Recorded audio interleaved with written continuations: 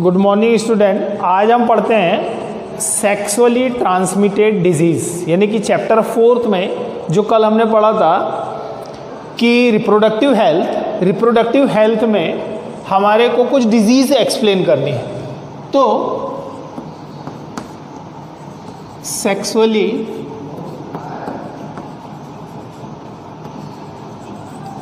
Transmitted disease, ठीक। Sexually transmitted disease, हम किस डिजीज को कह रहे हैं कि ऐसी डिजीज जो एक पर्सन से दूसरे पर्सन में सेक्सुअल कांटेक्ट के थ्रू अगर ट्रांसमिट होती हो तो उस डिजीज को हम कह रहे हैं सेक्सुअली ट्रांसमिटेड डिजीज, ठीक। ये सेक्सुअली ट्रांसमिटेड डिजीज कुछ बैक्टीरिया के द्वारा और कुछ वायरस के द्वारा होती है। जैसे viral disease AIDS and genital herpes.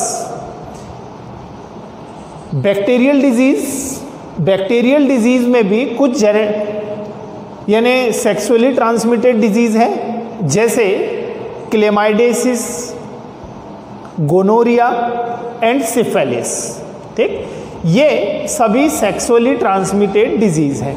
तो हम आज वायरल डिजीज एक्सप्लेन करते हैं। कौन सी? एड्स,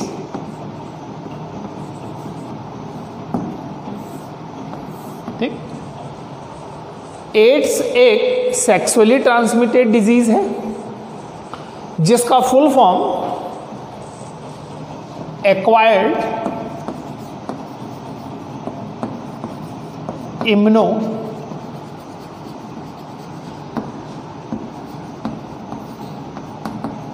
डेफिशिएंसी सिंड्रोम, ठीक। यानी इस डिजीज को हम कहते हैं acquired immuno deficiency syndrome. Clear है? एक्वायर्ड मीन्स कि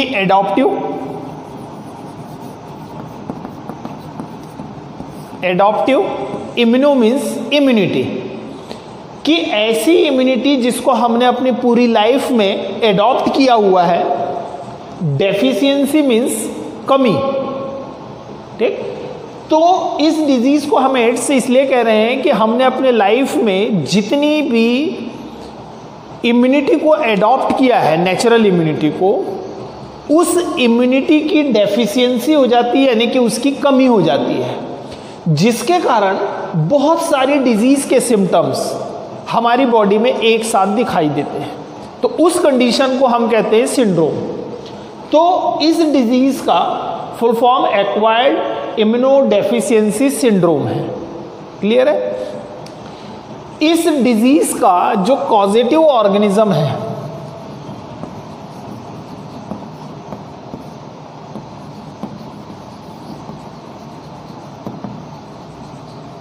कॉजेटिव ऑर्गेनिज्म, ये एक HIV है, यानी ह्यूमन इम्यूनो वायरस। इस वायरस को हम बोलते हैं ह्यूमन इम्यूनो वायरस, ठीक।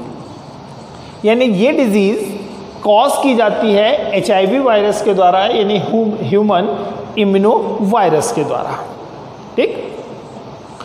ये डिजीज हमारी बॉडी के इम्यून सिस्टम का लॉस कर देता है, ठीक। यानी इस वायरस का अगर ह्यूमन बीइंग्स में अटैक होता है तो ये वायरस हमारी बॉडी के इम्यून सिस्टम का लॉस करती है।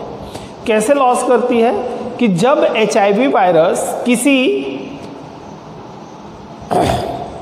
पर्सन की बॉडी में एंटर करता है तो एंटर करने के बाद ये उस पर्सन की जो टी हेल्पर सेल होगी, ठीक। कौन सी सेल? टी हेल्पर सेल, ठीक। ये एक प्रकार की टी लिम्फोसाइट सेल है। कौन सी? टी हेल्पर सेल, ठीक। T lymphocyte cell different type की होती है, जैसे T cytotoxic cell, T helper cell, ठीक। टी सुप्रेसर सेल और T delayed type hypersensitivity cell. यानी कि जो टी लिम्फोसाइट सेल है वो 4 प्रकार के, जिसमें से जो टी हेल्पर सेल होती है, ये टी हेल्पर सेल का काम होता है बेटा कि हमारी बॉडी की बी लिम्फोसाइट सेल को एंटीबॉडी प्रोड्यूस करने के लिए इंड्यूस करना, यानी कि उसको प्रेरित करना। तो ये किसको प्रेरित करता है? ये टी लिम्फोसाइट हमारी बॉडी के बी लिम्फोसाइट को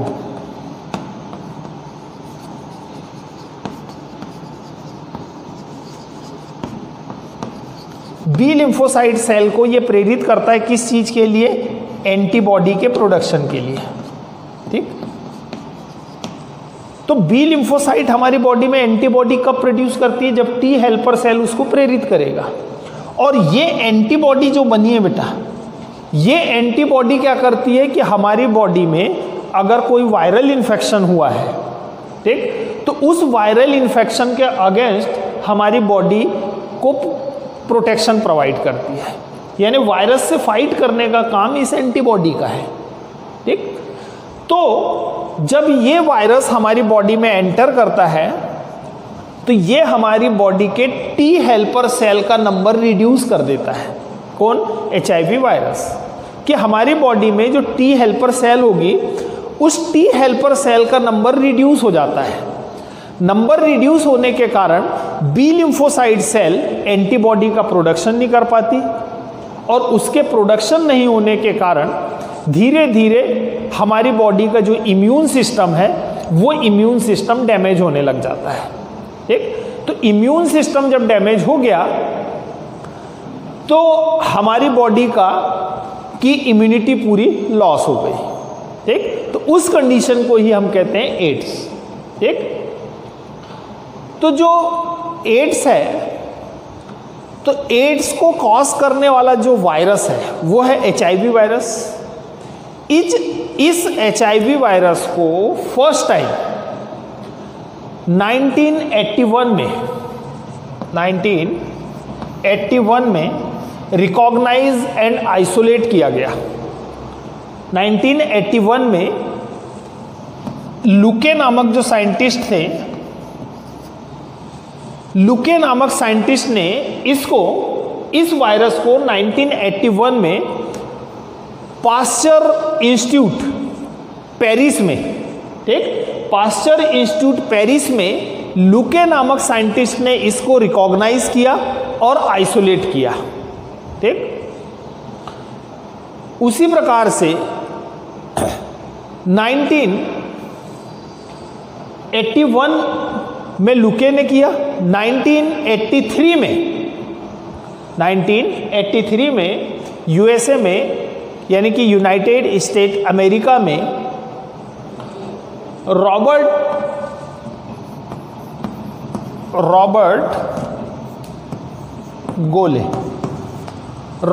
गोले नामक साइंटिस्ट ने इसको USA में रिकॉग्नाइज और आइसोलेट किया। कब? 1983 में। ठीक, 1981 में इसको पेरिस में पास्चर इंस्टीट्यूट में लुके नामक साइंटिस्ट ने रिकॉग्नाइज किया और लेबोरेटरी में आइसोलेट किया। इस वायरस को रॉबर्ट गोले ने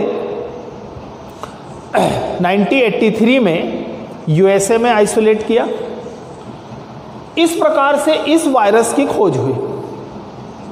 1984 में इस वायरस का नॉमिनिक्लेचर किया गया। ठीक, इस वायरस का नाम यानी कि ह्यूमन इम्यूनो वायरस दिया गया। ठीक, क्यों? क्योंकि ये हमारी बॉडी के इम्यून सिस्टम का लॉस कर रहा था। ठीक, ये एक प्रकार का रिट्रो वायरस है।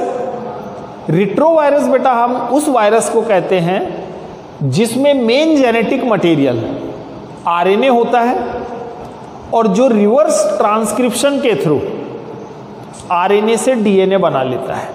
तो ऐसे वायरस को हम कहते हैं रिट्रो वायरस। ठीक, तो ये जो वायरस है, ये वायरस का अगर हम स्ट्रक्चर देखें तो ये वायरस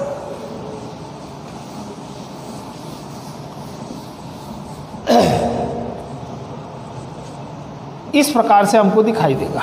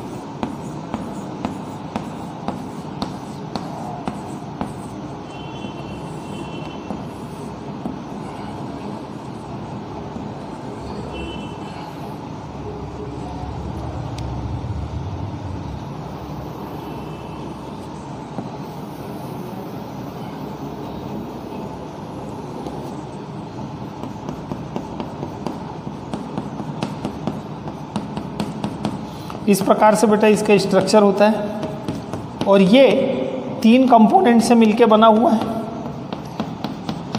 इसको 3 पार्ट में हमने बांट दिया है इस वायरस को।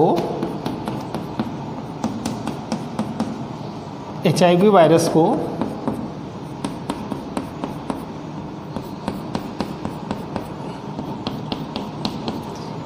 इस प्रकार से इस वायरस का स्ट्रक्चर है। ये बेटा ये इसका आउटर इन्वेलप, ठीक, ये इसका आउटर इन्वेलप, ये इसका कहलाता है कैप्साइड और ये पार्ट कहलाता है इसका कोर। ठीक है बेटा, ये इसके स्पाइक हैं।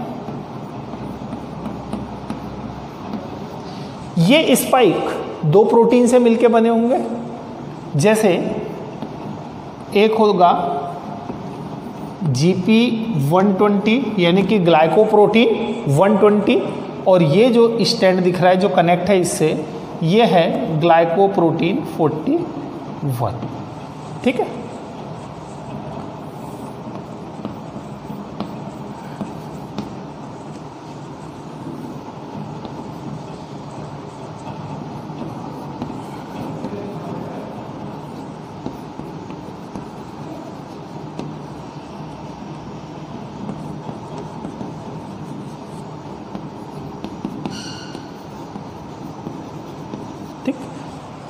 ये बेटा HIV वायरस का स्ट्रक्चर ये 3 कंपोनेंट से मिलके बना हुआ है।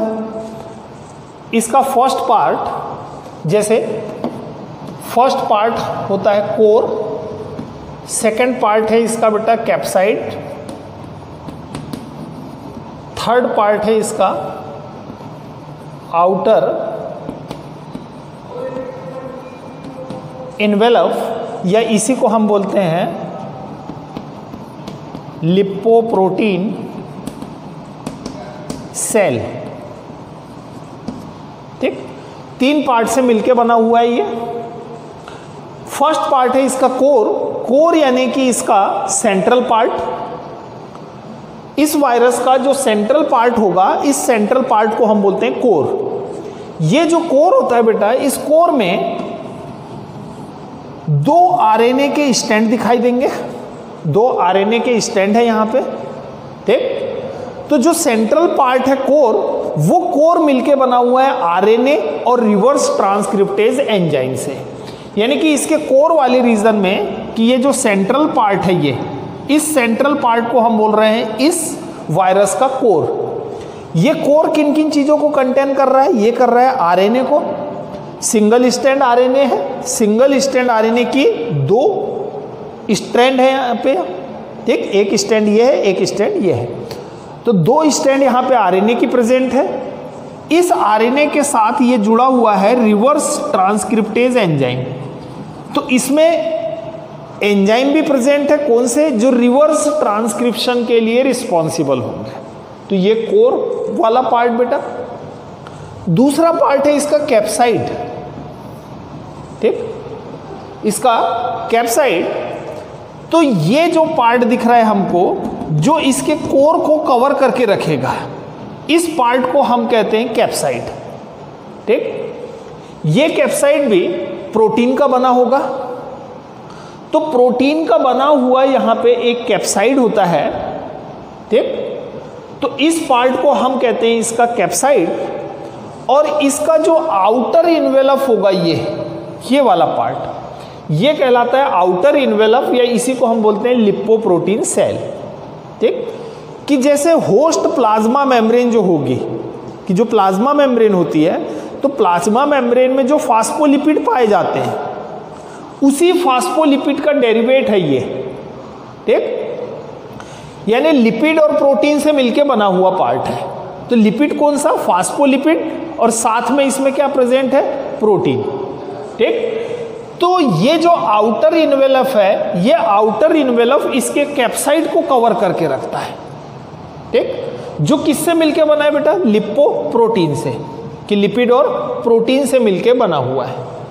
ठीक, इसके अलावा इसमें स्पाइक पाए जाते हैं, ये दिख रहे हैं स्पाइक, ठीक। ये स्पाइक ग्लाइकोप्रोटीन के बने होते हैं, ठीक। कौन से प्रोटीन के? ग्लाइकोप्रोटीन के। ये ग्लाइकोप्रोटीन की यहाँ पे 2 यूनिट होती है। एक यूनिट ये राउंडेड जो हमने बनाई है, जिसको हमने लिखा है ग्लाइकोप्रोटीन 120। 120 इसलिए लिखा है क्योंकि इसका मॉलिक्यूलर वेट 1,20,000 होता है, ठीक। 1,20,000 इसका मॉलिक्यूलर वेट है, इसलिए इसको हमने लिखा है ग्लाइकोप्रोटीन 120। तो इसका स्पाइक जो है, तो ये 2 प्रकार के ग्लाइकोप्रोटीन से मिलकर बना हुआ है, ग्लाइकोप्रोटीन 120 एंड ग्लाइकोप्रोटीन 41। क्लियर? तो ग्लाइकोप्रोटीन 120 को कनेक्ट किया हुआ है किसने? ग्लाइकोप्रोटीन 41 ने। अब ये जो ग्लाइकोप्रोटीन होते हैं बेटा, ये ग्लाइकोप्रोटीन के जो बने हुए जो स्पाइक है, तो जब ये वायरस किसी होस्ट पे अटैक करेगा, ठीक, तो ये अटैक कहाँ पे करता है? टी हेल्पर सेल पे, यानी कि हमारी बॉडी की टी लिम्फोसाइट सेल पे अटैक करेगा, ठीक। तो टी लिम्फोसाइट सेल की CD4 सेल जो होगी, ठीक, टी लिम्फोसाइट सेल की CD4 सेल, तो उससे अटैच होने का काम करता है कौन? ये स्पाइक। कि जैसे होस्ट की ये सेल है, इस सेल पे ये CD4 सेल है, कौन सी? CD4+, ठीक। ये कौन सी सेल है? T helper cell.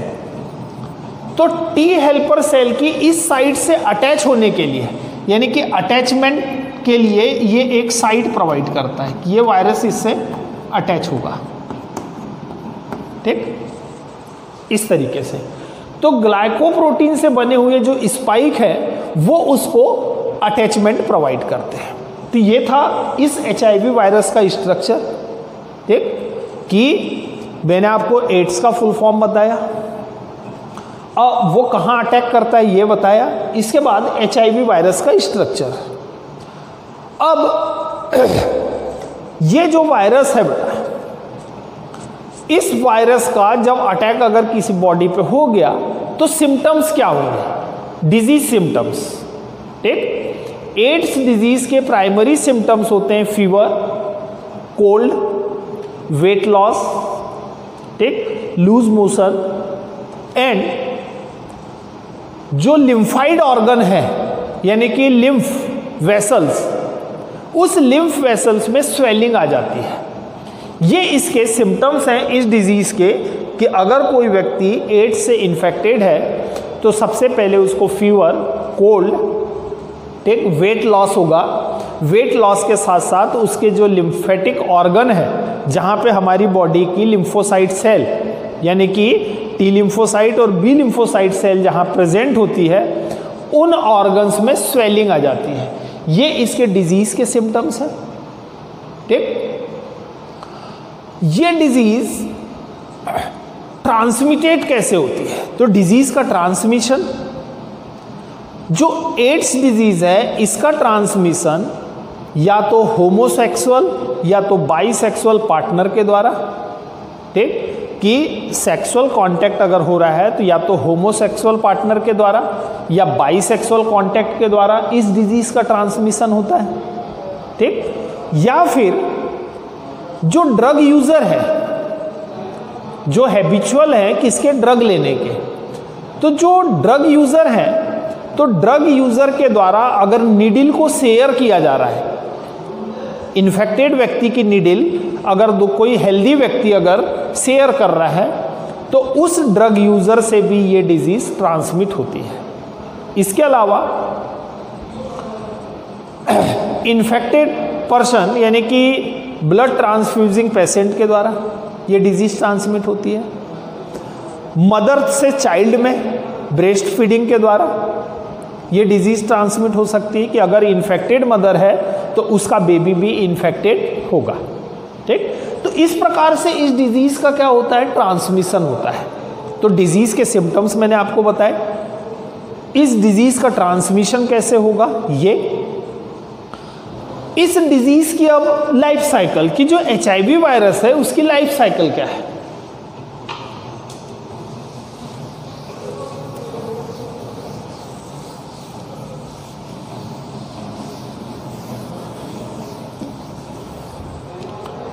Life cycle बेटा HIV वायरस की,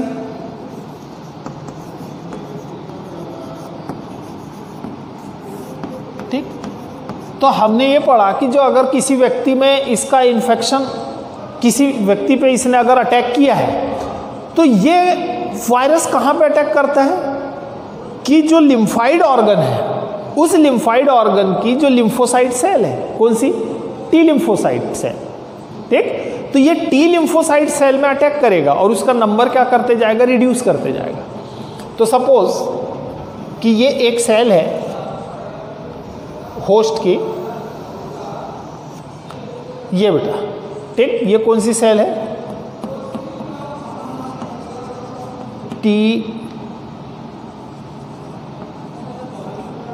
T लिम्फोसाइट सेल, ठीक। इस होस्ट सेल का ये न्यूक्लियस है, ठीक। होस्ट सेल का इसके अंदर DNA होगा ये, ठीक। ये बेटा होस्ट सेल DNA,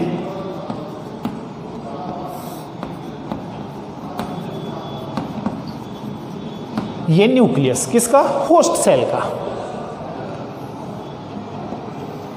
अब अगर HIV वायरस का अटैक होता है तो हमने ये पढ़ा है कि ये जो T लिम्फोसाइट सेल है, ये पूरी बेटा, इस पे CD4 क्लस्टर होंगे। उस वायरस को रिसीव करने के लिए कुछ साइड यहाँ पे प्रेजेंट है,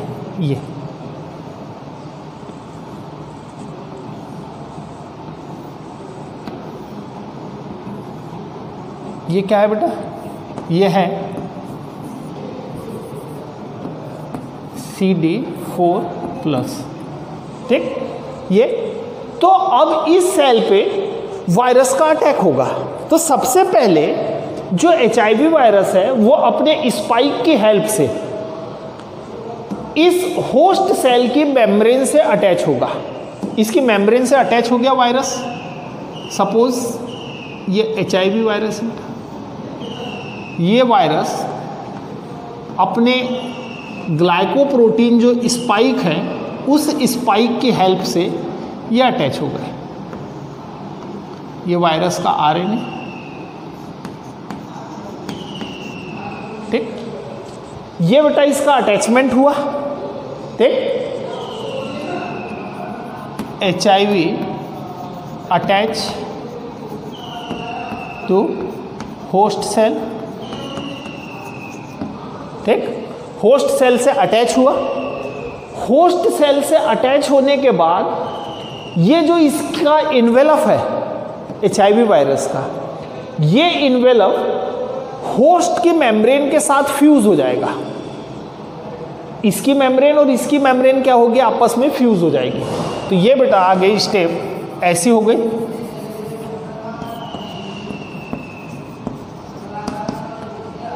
ये होस्ट सेल की मेम्ब्रेन के साथ क्या हो गया? फ्यूज हो गया। ये हमने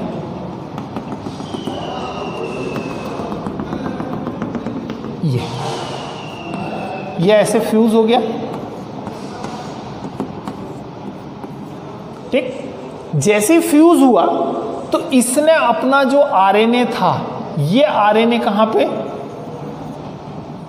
रिलीज कर दिया? होस्ट सेल के साइटोप्लाज्म में, ठीक। HIV release RNA in host cell cytoplasm, ठीक। इस HIV वायरस ने अपना RNA होस्ट सेल के साइटोप्लाज्म में रिलीज किया, ठीक है। अब ये होस्ट सेल के साइटोप्लाज्म में रिलीज होने के बाद ये जो वायरल RNA है, ये वायरल RNA न्यूक्लियस के अंदर एंटर करेगा, ठीक, न्यूक्लियस के अंदर एंटर करेगा और जो होस्ट का डीएनए है, ठीक, उस होस्ट डीएनए के साथ क्या होगा, इनकॉर्पोरेट होगा। तो अब यहां पे क्या है कि ये जो आरएनए है ये सिंगल स्टैंड है बेटा, और डीएनए क्या है, डबल स्टैंड है। तो अभी ये वायरस क्या करेगा, आरएनए से डीएनए बनाएगा ये, ठीक, आरएनए से ये क्या करेगा, डीएनए बनाएगा, ठीक। तो पहले ये रेप्लिकेट होगा, ठीक, viral RNA replicate and synthesis double stand DNA. तो ये वायरस का जो आरएनए था रेप्लिकेट हुआ, इसकी दोनों स्टैंड रेप्लिकेट हुए और इनने क्या बना लिए, डीएनए, ठीक। तो हम यहां पे लिख देते हैं viral DNA replicate, viral RNA replicate and synthesis double stand DNA, ठीक। इसने डबल स्टैंड डीएनए का सिंथेसिस कर लिया, किसने, आरएनए, वायरल आरएनए ने। अब ये जो वायरल डीएनए है ये बेटा होस्ट डीएनए के साथ इनकॉर्पोरेट हो जाएगा, ठीक। मेरे पास कलर्ड चाक नहीं है, नहीं तो मैं यहां से इनको जोड़ता और अलग अलग दिखाता, ठीक है, कि ये हो गया होस्ट का डीएनए, इस होस्ट डीएनए के दोनों एंड पे जुड़ जाएंगे क्या, एक एक डीएनए, किसके, जो वायरस के आरएनए ने रेप्लिकेट होके डबल स्टैंड डीएनए बनाया है, ठीक। तो यहां पे हम लिख देते हैं कि वायरल डीएनए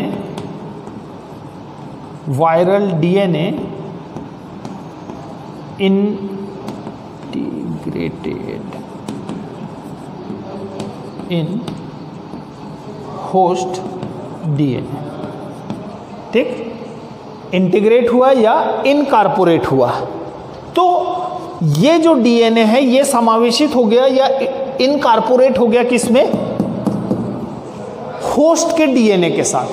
तो ये होस्ट डीएनए के साथ यहां पे जुड़ गया बेटा, ये जैसे ये वायरस का डीएनए था तो एक एंड पे ये जुड़ा यहां से, ठीक, एक एंड पे यहां से ये जुड़ गया, ये। तो ये इतना पार्ट किसका है, होस्ट डीएनए का है। ये दोनों तरफ किसके डीएनए जुड़ गए, वायरस के डीएनए। अब ये जुड़ने के बाद अब इसने होस्ट के डीएनए को वायरल डीएनए में कन्वर्ट कर डाला, यानी कि अपने डीएनए के साथ इसको जोड़ लिया, ठीक। तो ये डीएनए जो है, अब ये डीएनए एमआरएनए बनाएगा, यानी कि आरएनए का सिंथेसिस करेगा। अब तो अब ये जो डीएनए है बेटा, ये डीएनए किसका सिंथेसिस करेगा, अब आरएनए का। अब ये बनाएगा आरएनए, डीएनए से क्या बने, अब आरएनए, फिर से वायरल आरएनए बन गए। तो यहां होस्ट का डीएनए क्या हो गया, पूरी तरह से डिस्ट्रॉय हो गया होस्ट डीएनए, क्योंकि होस्ट डीएनए कन्वर्ट हो गया किसमें, वायरल डीएनए, ठीक। तो इसने बनाया ये क्या, आरएनए, ठीक, किसके थ्रू, ट्रांसक्रिप्शन के द्वारा।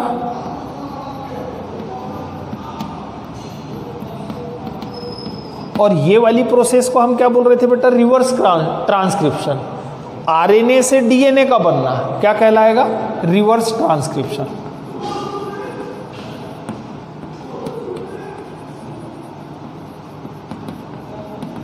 ठीक। और ये किसकी प्रेजेंस में हुआ है रिवर्स ट्रांसक्रिप्शन, क्योंकि इसके पास रिवर्स ट्रांसक्रिप्टेज एंजाइम थे, ठीक, इसलिए पॉसिबल हुआ आरएनए से डीएनए बनना। नहीं तो जनरली क्या होता है, डीएनए से आरएनए बनता है और आरएनए से क्या बनता है, प्रोटीन बनता है। तो अब यहाँ पे ये जो डीएनए था किसका, वायरस का डीएनए समावेशित हो गया था किसमें, होस्ट डीएनए में। अब ये पूरा का पूरा डीएनए कन्वर्ट हुआ किसमें, आरएनए में, यानी कि इसने आरएनए बनाया, ठीक। ये वायरल आरएनए बन गए बेटा अब फिर से, ठीक। ये वायरल आरएनए क्या करेंगे, प्रोटीन का सिंथेसिस करेंगे और वो प्रोटीन नया वायरस बना लेगा, ठीक। यानी अब ये जो है, तो ये आरएनए किसका सिंथेसिस करेंगे, प्रोटीन पार्टिकल का, ठीक। सिंथेसिस प्रोटीन, ठीक। तो इनने प्रोटीन बनाया और वो प्रोटीन किसको बना लेंगे, नए वायरस को। तो जैसे ये प्रोसेस हुई ऐसी बेटा,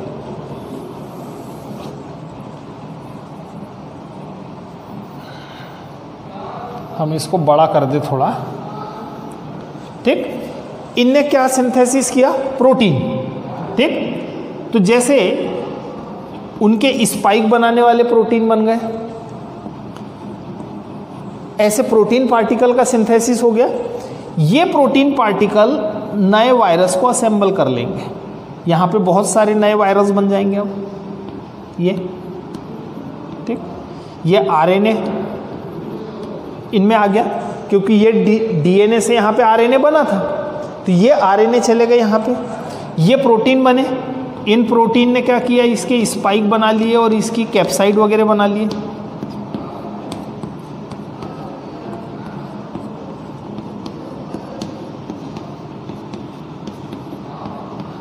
ठीक। ये नया वायरस बन गया बेटा यहाँ पे। अब ये होस्ट का न्यूक्लियस पूरा डिस्ट्रॉय हो गया, क्योंकि इसने इसके न्यूक्लियस को पूरा यूटिलाइज कर लिया। इस न्यूक्लियस में अब कुछ नहीं बचा, किसके, टी लिम्फोसाइट था ये होस्ट का, तो ये क्या हो गया, पूरी तरह नष्ट हो गई ये सेल, ठीक। इस सेल का पूरा यूज करके अब ये वायरस फिर से क्या हो गए, बाहर हो गए, ठीक। ये वायरस बेटा यहाँ से रिलीज होंगे और फिर किसी दूसरी सेल पे, ठीक, दूसरी टी लिम्फोसाइट सेल पे क्या करेंगे, अटैक करेंगे। तो अब यहाँ पे एक वायरस एंटर किया था, दो वायरस बाहर निकले, ये दो वायरस दूसरी दो टी लिम्फोसाइट सेल पे अटैक करेंगे। तो ऐसा धीरे धीरे क्या करेंगे, हमारी बॉडी की टोटल टी लिम्फोसाइट सेल को क्या कर देंगे, डिस्ट्रॉय कर देंगे, ठीक। तो डिस्ट्रॉय हो गई, तो जिससे हमारी बॉडी का इम्यून सिस्टम क्या होते जाएगा, वीक होते जाएगा, इम्यून सिस्टम पूरा डैमेज हो गया, ठीक। तो उस व्यक्ति की नेचुरल इम्यूनिटी पूरी लॉस हो जाएगी, ठीक। तो इस कंडीशन को ही हम कहते हैं क्या, एड्स, ठीक। तो बेटा ये थी पूरी एचआईवी वायरस की लाइफ साइकिल। मैंने आपको डिजीज़ का ट्रांसमिशन कैसे होता है ये बताया, कि या तो होमोसेक्सुअल या बाइसेक्सुअल पार्टनर के थ्रू इस डिजीज़ का ट्रांसफ़र होगा एक पर्सन से दूसरे पर्सन में, या तो इंट्रावेनस ड्रग यूज़र के द्वारा इस डिजीज़ का ट्रांसमिशन होगा, या फिर ब्लड ट्रांसफ्यूजिंग, ठीक, इक्विपमेंट के द्वारा होगा, या फिर इन्फेक्टेड मदर से बेबी में ये डिजीज़ ट्रांसमिट होगी, ठीक। इस डिजीज़ के सिम्टम्स क्या है, इस डिजीज़ के कारण सडनली वेट लॉस होगा, फीवर होगा, कोल्ड होगा, और जो लिम्फाइड ऑर्गन है यानी कि लिम्फाइड वेसल्स, उसमें स्वेलिंग दिखाई देगी, ठीक। और धीरे धीरे जब इस वायरस का इन्फेक्शन बढ़ते जाएगा, तब इस व्यक्ति की इम्यूनिटी का टोटल लॉस हो जाएगा, ठीक। अब इस डिजीज के बचाव के लिए क्या करना चाहिए हमको, कि प्रिवेंशन, इस डिजीज के बचाव के लिए हमको एड्स के प्रति लोगों को एजुकेट करना चाहिए, ठीक। सेफ एंड हाइजेनिक सेक्स होना चाहिए, यानी जो सेक्सुअल कांटेक्ट हो रहा है वो किसी इन्फेक्टेड पर्सन के साथ ना हो, इस चीज़ का नॉलेज होना चाहिए, ठीक। अब इस डिजीज के डायग्नोसिस के लिए बेटा, ये पूरी लाइफ साइकिल थी, इस डिजीज के डायग्नोसिस के लिए हम टेस्ट यूज करते हैं कौन सा, इस डिजीज का अगर निदान करना है या डायग्नोसिस करना है, तो इस डिजीज के डायग्नोसिस के लिए टेस्ट यूज किया जाता है कौन सा, एलाइजा। ठीक, इस डिजीज का डायग्नोसिस करना है तो डिजीज के डायग्नोसिस के लिए हम टेस्ट यूज करते हैं कौन सा? एलाइजा, यानी एंजाइम लिंक्ड इम्यूनोसॉर्बेंट एजे। ठीक, यानी इस डिजीज के डायग्नोसिस के लिए हम यूज करते हैं कौन सा टेस्ट बेटा?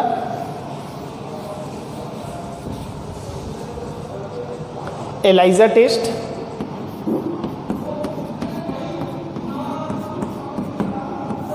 ठीक, डिजीज का डायग्नोसिस, एंजाइम लिंक्ड इम्यूनो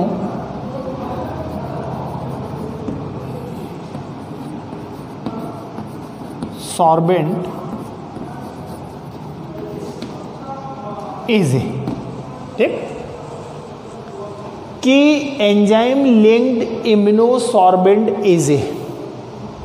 ठीक, तो इस एजे में हम पेशेंट की बॉडी में, यानी कि पेशेंट का ब्लड सीरम लेते हैं और उस सीरम में हम एंटीजन का डिटेक्शन करते हैं कि वायरल एंटीजन उसकी बॉडी में प्रेजेंट है या नहीं। ठीक, तो इसके लिए हम यूज करते हैं कौन सा? ELISA test. ELISA test, enzyme linked immunosorbent assay. ठीक, इसको एलाइजा इसलिए कह रहे हैं क्योंकि इसमें जो एंटीबॉडी यूज करते हैं बेटा वो लेबल्ड होती है किससे? एंजाइम से। जैसे कि इसमें अगर हमको टेस्ट करना है तो हम क्या करते हैं कि ये एक माइक्रो टाइटर प्लेट होती है।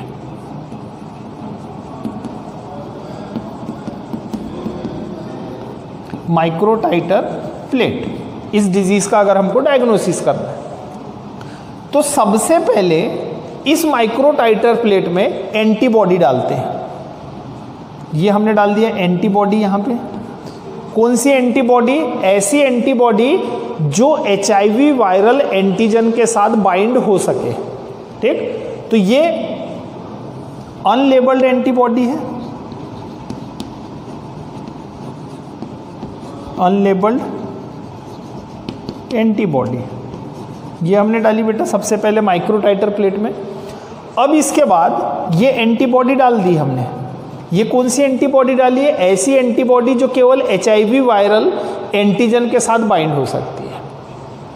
अब हमने पेशेंट का सीरम लिया हुआ है, उस पेशेंट के सीरम में अगर एंटीजन यानी कि HIV वायरस प्रेजेंट होगा तो वो यहाँ पे बाइंड होगा। ठीक, तो अब हमने यहाँ पे पेशेंट सीरम डाल दिया, तो पेशेंट की बॉडी में अगर एंटीजन होगा तो ये एंटीजन आके यहाँ बाइंड हो गया। ये थी एंटीबॉडी, ये क्या है बेटा? एंटीजन। ठीक, HIV एंटीजन, तो ये एंटीजन आके बाइंड हो गया यहाँ पे। अब एंटीजन और एंटीबॉडी की रिएक्शन हुई है या नहीं, इस चीज को अब हमको कंफर्म करना है, देखना है। तो देखने के लिए अब हम क्या करते हैं? एंजाइम से लेबल्ड एंटीबॉडी इसमें डालते हैं।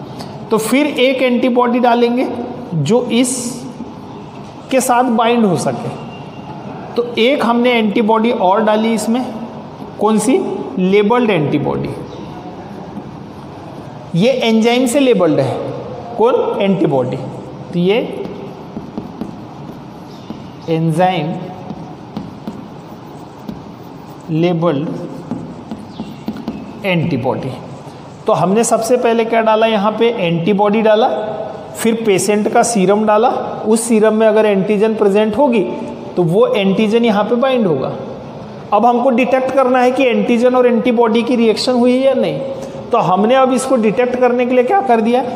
एंजाइम से लेबल्ड एंटीबॉडी डाल दी। ठीक, तो एंटीबॉडी एंटीजन एंटीबॉडी कॉम्प्लेक्स बना। ठीक, यहाँ पे कैसा कॉम्प्लेक्स बना?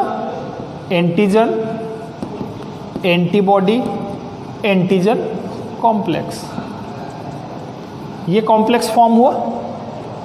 अब ये कॉम्प्लेक्स बन गया, अब इसको हमने एंजाइम से लेबल किया है। अब इसके ऊपर हम कुछ सबस्ट्रेट डालते हैं। क्योंकि एंजाइम क्या करता है, सबस्ट्रेट को हाइड्रोलाइज कर देता है। तो जैसे ही इसके ऊपर सबस्ट्रेट डालेंगे तो इस एंजाइम की प्रेजेंस के कारण यहाँ पे एक कलर डेवलप हो जाएगा। तो अगर कलर डेवलप हुआ इसका मतलब टेस्ट पॉजिटिव, अगर कलर डेवलप नहीं हुआ तो टेस्ट निगेटिव। ठीक, तो इसको हम बोलते हैं बेटा सैंडविच एलाइजा।